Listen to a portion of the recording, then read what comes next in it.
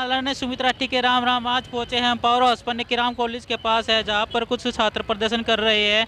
आइए जो CYSS की प्रदेश अध्यक्ष है रिया शर्मा के नाम जी, मेरा नाम राही शर्मा है, CYSS छात्रा प्रदेश अध्यक्ष हूँ मैं। किस चीज़ का प्रदर्शन कर रहे हैं? प्रदर्शन कुछ भी नहीं था, सिर्फ अपनी बात को हमने जैसे 15 तारीख को CM सर के सामने रखा था, उसी तरह से यहाँ कॉलेज प्रशासन के सामने हमने अपनी मांग को रखा था कि वो किस तरह से बच्चों पर प्रेशराइज कर रहे हैं, उनके पेरेंट्स को कॉलेज में बुला रहे हैं कि आपके बच्चे वहाँ क्यों गए, क्या करने गए थे।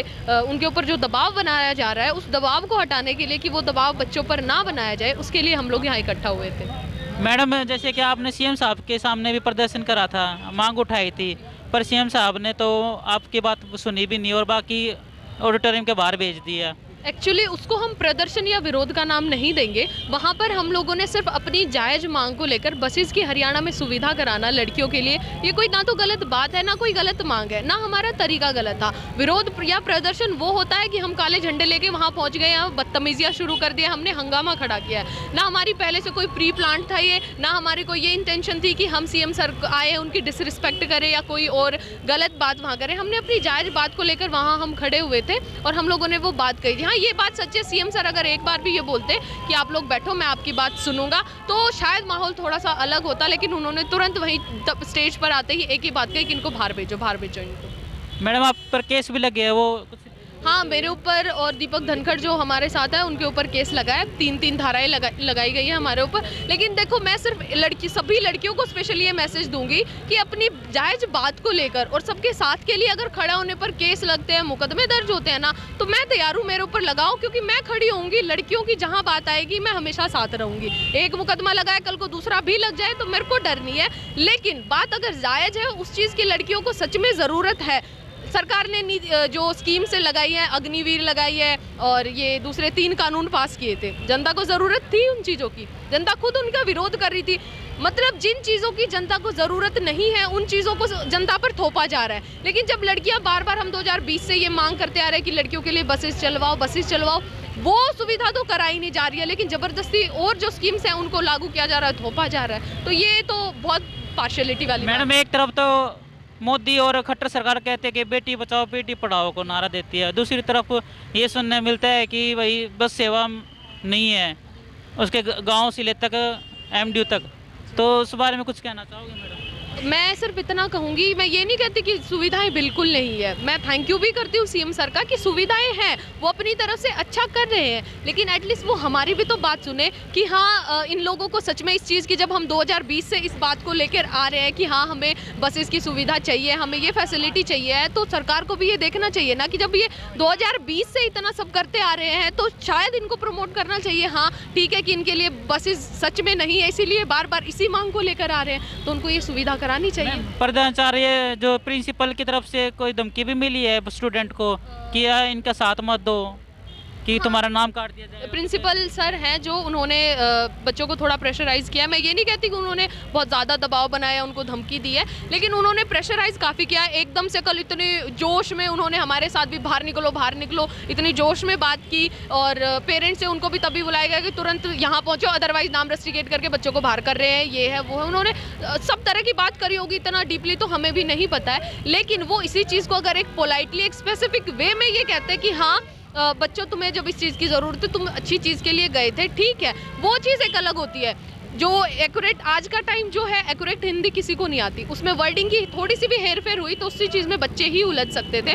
अगर उन्होंने लिखित में कुछ चाहिए था, वो लिखित में कुछ करवाना चाहते थे, तो वो लिखित उन्होंने थोड़ा समय देना चाहिए था, बच्चे खुद से लिखते और वो समय के अनुसार पूरे शांत मन से और अच्छे से लिख पाते। उस टाइम पे उन पर प्रेशर था, दिमाग में क्या पता क्या बातें आ रही थी, लड़कियाँ रो रही थी, तो कुछ अलग भी शायद उन्होंने स्टेटमेंट दी हो या कुछ अलग लिखा हो, तो ये उनकी बहुत गलत बात रही है। मैडम, अब कब तक प्रदर्शन रहेगा? प्रदर्शन जब तक रहेगा कि जब तक प्रिंसिपल सर है वो अपनी तानाशाही जो कर रहे हैं उसको थोड़ा सा चेंज नहीं कर लेते, और जब तक हमारी बस सेवा की मांग है, ये तो CM सर से एक बार फिर मैं मीडिया के जरिए उनसे रिक्वेस्ट करूंगी कि इस चीज़ की सच में लड़कियों को ज़रूरत है, तो इन सुविधाओं को चालू करा जाए। मैडम, अगर अभी भी मांग पूरी नहीं होती तो आने वाले टाइम में कुछ देखने को मिल सकता है बड़ा? कुछ बड़ा देखने को टाइम के अकॉर्डिंग सब होता है, बड़ा छोटा जो है वो सीएम सर से हम रिक्वेस्ट कर रहे हैं, बड़े हैं उनका दिल से आदर करते हैं, सम्मान करते हैं, लेकिन अब भी लास्ट टाइम भी सिर्फ उनसे रिक्वेस्ट ही कर रहे हैं कि इन फैसिलिटी को, जो फैसिलिटीज़ हैं उनको चालू कराया जाए, अदरवाइज कुछ बड़ा होते टाइम नहीं लगता है। मैडम कोई विपक्ष पार्टियों का आपको सपोर्ट है?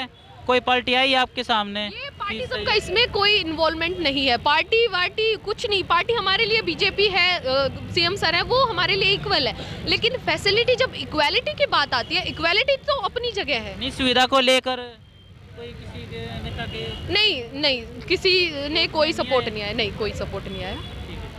ठीक है जी, हमारे और छात्रों से बातचीत करेंगे। नमस्कार भाई। नमस्कार भाई जी, मैं हाँ नाम बताओ। मैं अमन भारद्वाज, गांव समर गोपालपुर, पंडित नेकराम शर्मा कॉलेज से CYSS का छात्र अध्यक्ष।